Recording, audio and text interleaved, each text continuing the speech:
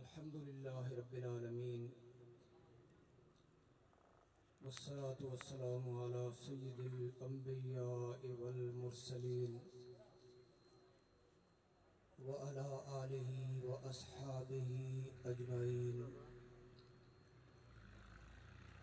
अम्मा बादु फ़अऊज़ु बिल्लाहि मिनश शैतानिर रजीम। बिस्मिल्लाहिर रहमानिर रहीम। वातसिमू बिहब्लिल्लाहि जमीअन वला तफ़र्रक़ू। सदक़ल्लाहु मौलाना अज़ीम व सदक़ रसूलुहुन नबियुल करीम। इन्नल्लाह व मलाइकतहु युसल्लूना अलन नबी या अय्युहल्लज़ीना आमनू सल्लू अलैहि व सल्लिमू तस्लीमा। अल्लाहुम्मा सल्लि अला सय्यिदिना मौलाना मुहम्मदिन व अला आलि सय्यिदिना व मौलाना मुहम्मदिन व बारिक व सल्लिम। अस्सलातु वस्सलामु अलैका या सय्यिदी या रसूलल्लाह व अला आलिका व अस्हाबिका या हबीबल्लाह वल हबीबुल्लज़ी तुरजा शफ़ाअतुहु लिकुल्लि हौलिन मिनल अहवाल मुक़्तहिमी। या अकरमल खल्क़ि माली मन अलूज़ु बिही सिवाका इंद हुलूलिल हादिसिल अममी। फ़इन्न मिन जूदिका दुनिया व दर्रतहा व मिन उलूमिका इल्मल लौहि वल क़लमी। बलगल उला बिकमालिही कशफ़द दुजा बिजमालिही हसनत जमीउ ख़िसालिही सल्लु अलैहि व आलिही। मौलाया सल्लि व सल्लिम दाइमन अबदा अला हबीबिका खैरिल खल्क़ि कुल्लिहिम व अला आलिही व अस्हाबिही अजमईन। वाजिबुल एहतराम उलमा, मुदर्रिसीन, मुअल्लिमीन, सादात, मुअज़्ज़ज़ सामिईन, जामिया तहफ़ीज़ुल कुरान के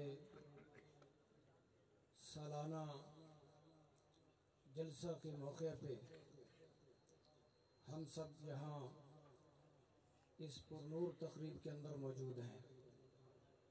खालिक़ कायनात जल्ल शानुहु हम सब की हाज़िरी को कबूल फरमाए। ऐ परवरदिगार आलम, कलमे हक़ को ज़ुबान पे जारी करने की तौफ़ीक नसीब फरमा। हम सब को समझ कर अमल की सआदत नसीब फरमा।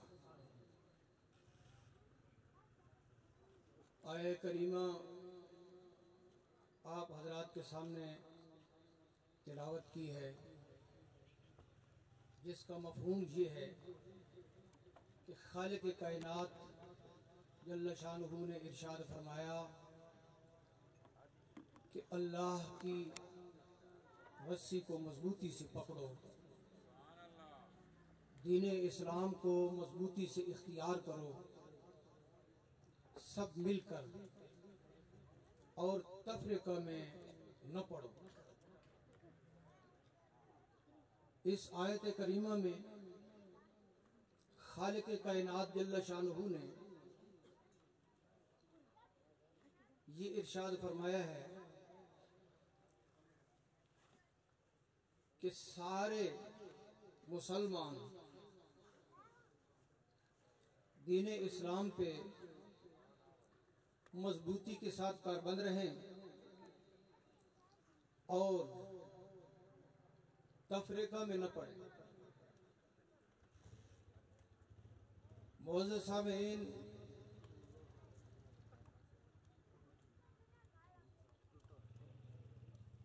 इंतहाई तवज्जो की ज़रूरत है इस मसले में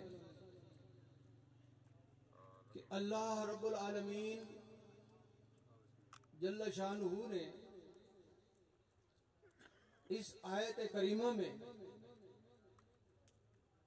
दीने इस्लाम को अच्छे तरीके के साथ इख्तियार करने का हुक्म इरशाद फरमाया है, जबकि माहौल में इसका उल्ट हो रहा है।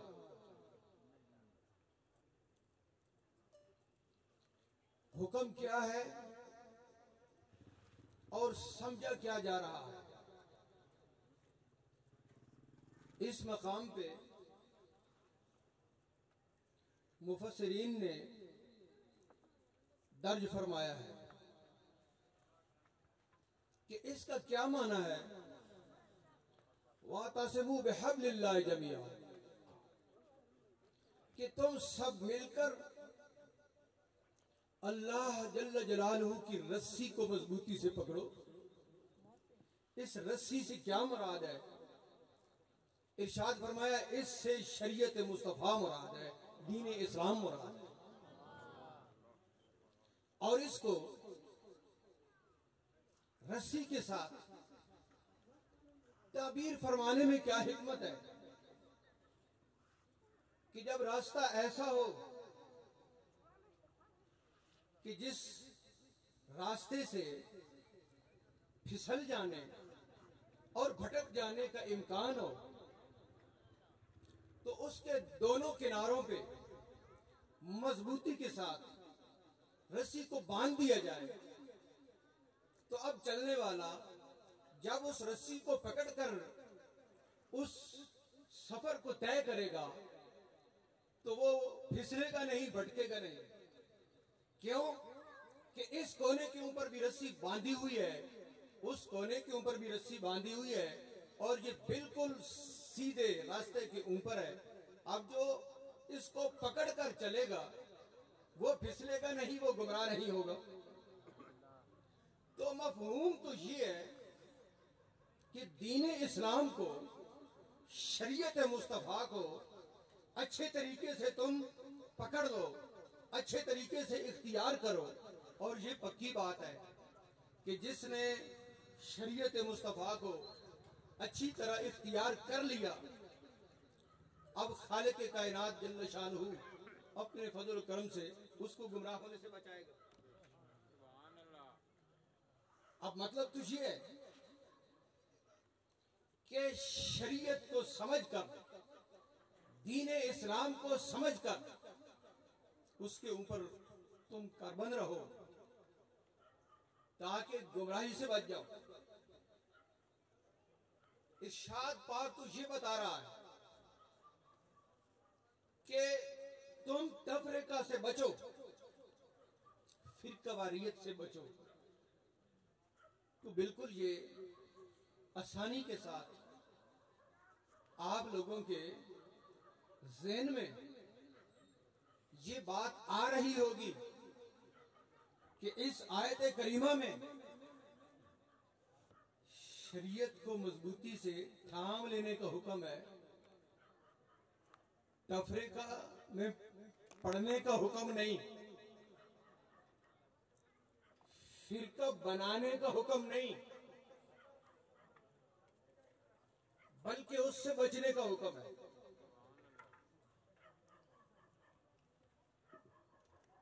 इस उन्वान को समझने के लिए तवज्जो रखना पड़ेगी, तो फिर आपको समझ आएगी कि देखना कि सही मफहूम क्या है और सही मफहूम के ऊपर चलने वाले कौन है। फिरकावारियत से बचने वाले कौन है और फिरकावारियत के अंदर डालने वाले कौन है। इस बात को समझना है। मोअज़्ज़ज़ सामीन, आयत मुबारका में ये बतला दिया गया कि तुम शरीयत को मजबूती के साथ इख्तियार कर लो, तफरीका में न पढ़ो। ये तो नहीं इरशाद फरमाया गया कि कोई जितने मर्जी है तफरके डाल ले, फिरके बना ले, तुम सबको कबूल करते जाओ। तवज्जो है? तो इस मफहूम तक आपको पहुंचाएंगे। अब लोग गलत मफहूम बताकर गुमराह करने की कोशिश करते, तो तवज्जो के साथ इसको सुनकर फिर आपने फैसला करना है कि है क्या और दिखाया क्या जा रहा है। शरीयत मुस्तफा के ऊपर अमल करो, सारे इकट्ठे होकर फिरकों से बचो। तो क्या यहां फिरके बनाने की इजाजत है? इजाजत नहीं। फिरके बनाने की इजाजत नहीं है। तो जब फिरके बनाने की इजाजत नहीं है, तो जिन्होंने फिरके बनाए हैं और उम्मत मुस्तफा को टुकड़ों में तकसीम किया है, तो अब जो सिरात मुस्तकीम वाले हैं उनको ये कहा जाए कि इन सब को तुम कबूल कर लो। बताओ ये जुल्म अजीम है या नहीं? कि कुरान में तो ये है कि तुम फिरके न बनाओ। तो जिन्होंने बनाए हैं फिरके, अब उनसे बचेंगे तो कुरान की इस आयत पे अमल होगा, या उनको साथ मिलाएंगे तो कुरान पे अमल होगा।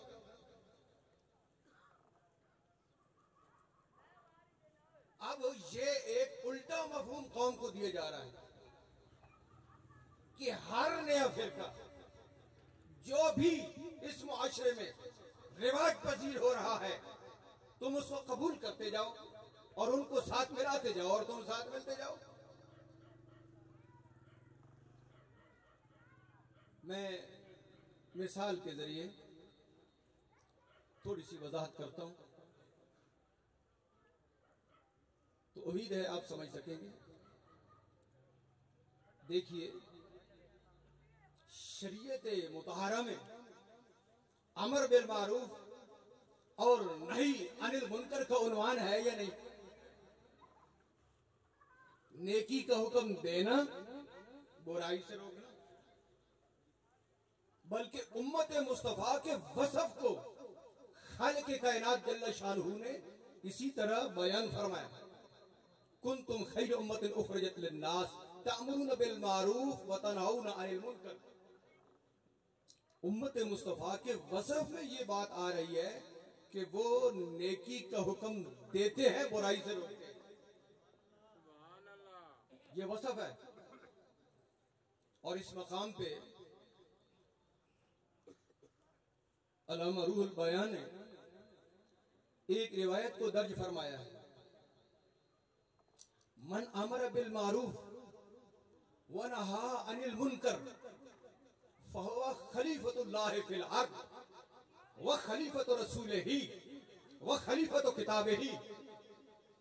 कि जिसने नेकी का हुक्म दिया, बुराई से रोका, वो अल्लाह की जमीन में अल्लाह का खलीफा है, वो अल्लाह के रसूल का खलीफा है, वो उसकी किताब का खलीफा।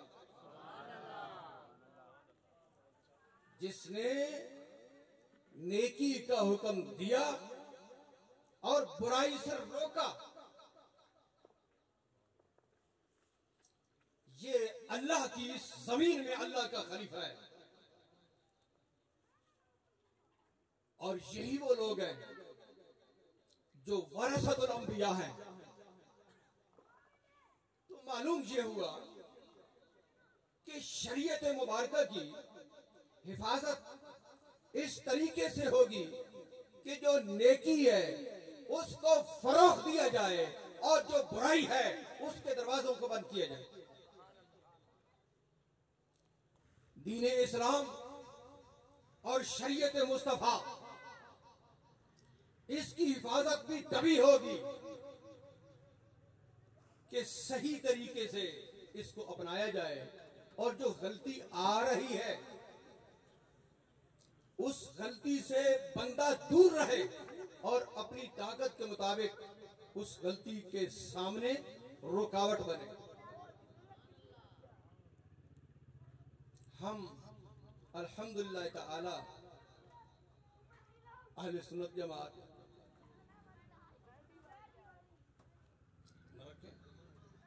इनको बताओ कि साइड करें। आप देखें जी, इस बात को समझें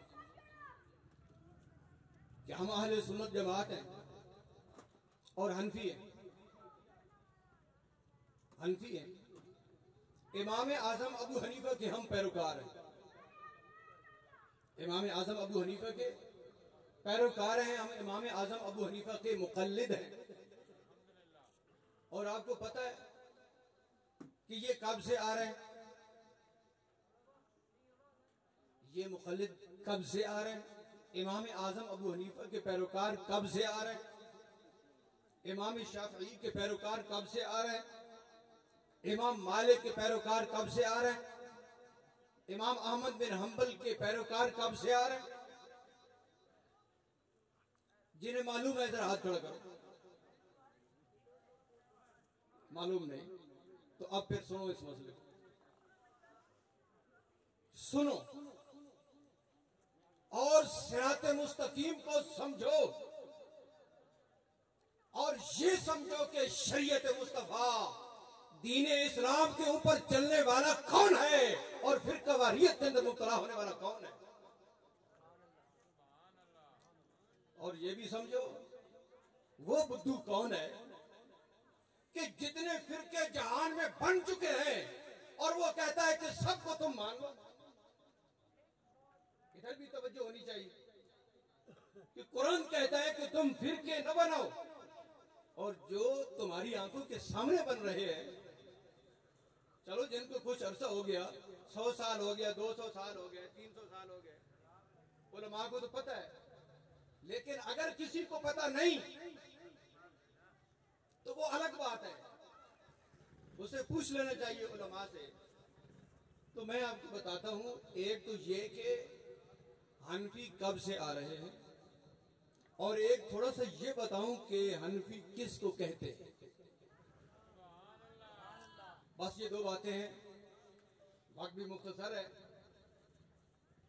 और मैं ये समझता हूं कि आपकी तवज्जो रही तो बात मुकम्मल है।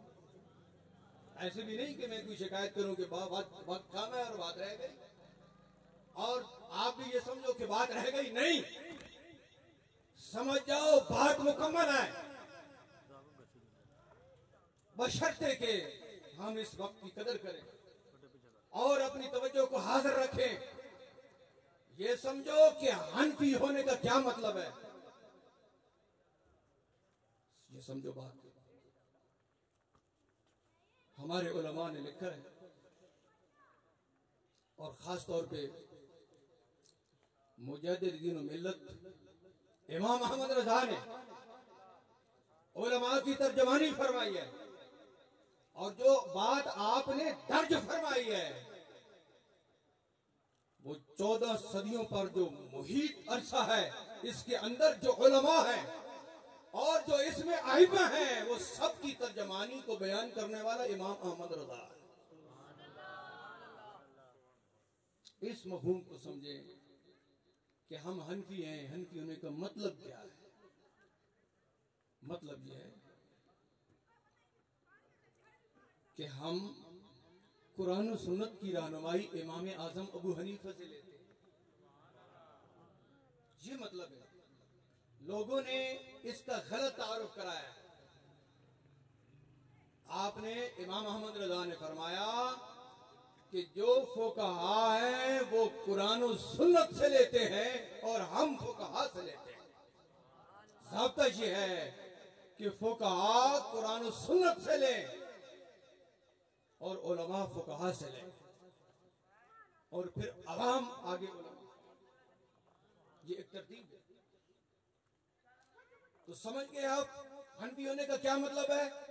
कि हम कुरान और सुन्नत में रहनुमाई इमाम आजम अबू हनीफा से लेते हैं, और ये वो शख्स है जिसके इल्म की गवाही बड़े बड़े इमाम और बड़े बड़े गौस को तब देते हैं।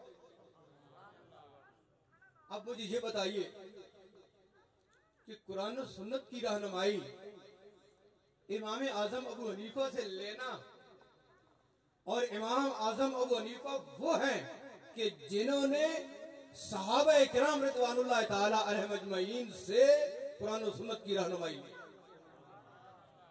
अब समझो कि हनफी कब से आ रहे हैं, कब से हनफी आ रहे हैं? ये ताबईन के दौर से आ रहे हैं। और हनफी होने का मतलब ये है कि हम कुरान और सुन्नत में रहनुमाई इमाम आजम अबू हनीफा से लेते हैं। तवज्जो एक मिनट के लिए भी इधर उधर आपकी होगी तो बात समझ नहीं आएगी। तवज्जो को फुल रखो, और ये जो महफिलें होती हैं इनसे कुछ सीख कर अपने दिल में बिठा कर इसको आगे पहुंचाया करो। वक्त जाया नहीं करना चाहिए, न सरमाया जाया करना चाहिए। ये महफिल तरबियत के लिए होती है, शरीयत को सीखने के लिए होती है। तो आपको पता होना चाहिए कि हनफी होने का मतलब क्या है और हनफी कब से आ रहे हैं। ये दो मसले आप याद कर लो। और फिर अगर आज कोई ये कहता है कि इमाम आजम अबू हनीफा को मान लेना ये बहुत बड़ी गलती है और कुरान और सुन्नत तुम उनसे न समझो हमसे समझो, यही मतलब है ना। जो लोग कहते हैं कि उनको तुम न मानो, उनकी तकलीफ न करो, तो इसका फिर क्या मतलब है कि तुम उनसे न लो हमसे लो। अब मैं आपसे ये पूछता हूं कि इमाम आजम अबू हनीफा इल्म के अंदर बड़ा मकाम रखते हैं या इस दौर का कोई शख्स? सोचना जरा। जो लोग कहते हैं कि इमाम आजम अबू हनीफा को रहने दो, हमसे लो, हम तुम्हें समझाते हैं, तो फिर खुद तकाबुल कर लेना कि हम कुरान और सुन्नत में रहनुमाई इमाम आजम अबू हनीफा से लेते हैं।